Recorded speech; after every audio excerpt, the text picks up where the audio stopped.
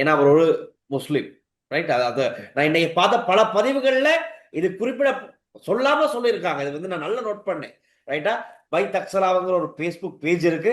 ராஜபக்சக்களுக்குன்னே செய்யப்படும் ஒரு Facebook page. அந்த Facebook பேஜ்ல இன்னைக்கு காலையில போட்ட பதிவின்படி பயப்படாம சொல்லலாம்.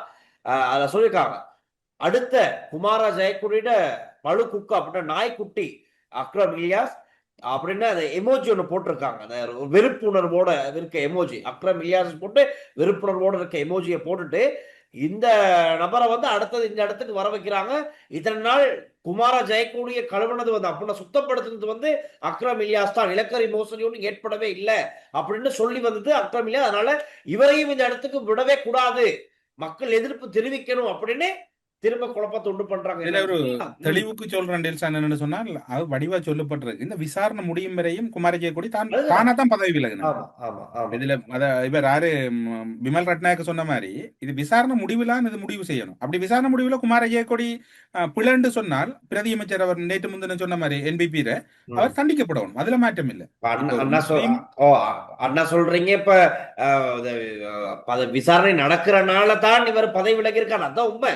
அவருடைய கடிதத்தில் குறிப்பிடப்பட்டிருக்காங்க. இன்னைக்கு காலையில இருந்து என்ன சொல்றாங்க எதிர்த்தரப்புலனா, சஜித் பிரேமதாஸ் உட்பட சஜபையில் இருக்கின்றவர்களின் முயற்சியால், கூட்டு முயற்சியால் ஒரு ஊழல் மோசடி அம்பலமாக இன்னைக்கு பதவி விலகிற அளவுக்கு நடந்திருக்கு ஒரு விஷயம். இது மாபெரும் வெற்றி, மக்களின் வெற்றி, எதிர்த்தரப்பின் வெற்றி, எஸ்ஜேபியின் வெற்றி.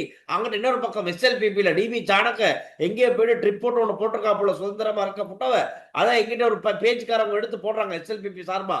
பாருங்கள், அரசாங்கத்தில் முன்னாள் சபாநாயகர் அசோக் ரன்வல் உட்பட பலர், குமார ஜெயக்கொடி வரை பலரை பதவியிலிருந்து அனுப்புவதற்கு விலக்குவதற்கு தனிநபராக இல்ல தனிநபர் இல்ல 3 பேர் பார்லிமெண்டத்தில் இருப்பது 3 பேர். யார்? எஸ்எல்பி இருக்க 3 பேரும் சேர்ந்து ஒரு வெற்றியை சாதிச்சுட்டு சாதாரணமா இருக்காங்க பாருங்கன்னு பெருமை.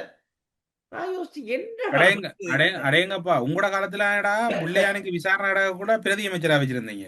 இன்னும் எத்தனையோ கழிவுகள் எல்லாம் விசாரணை கூட அமைச்சு பொறுப்புல இருந்தீங்க. காட்டாவுல அதான் சொல்றது. அப்ப இன்னைக்கு எதிர் தரப்பினர் என்ன மாதிரி பாவிக்கிறாங்க அப்படிங்கிறது நல்லா வந்து அதுல வேற ராஜ் சேனரத்ன ஒரு கருத்து சொல்லியிருந்தாரு. ராஜ் சொல்றாரு,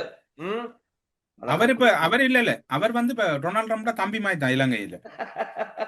அவர் என்ன சொல்ல அவர் அண்டப்புழுது இல்ல வெடிப்புழுது. சர்வதேச அழுத்தம் தான் இதுக்கு காரணம் பண்றாரா? அவர் சொல்றாரு இது வந்து கட்சிக்குள்ள முதல் ஒரு அழுத்தம் இருந்திருக்கு, அப்புறம் சர்வதேச அழுத்தமும் இருந்திருக்கான். இன்டர்நேஷனல் ரீதியா ஒரு அழுத்தம் கொடுக்கப்பட்டதுனால இவர் பதவி விலகிட்டார்.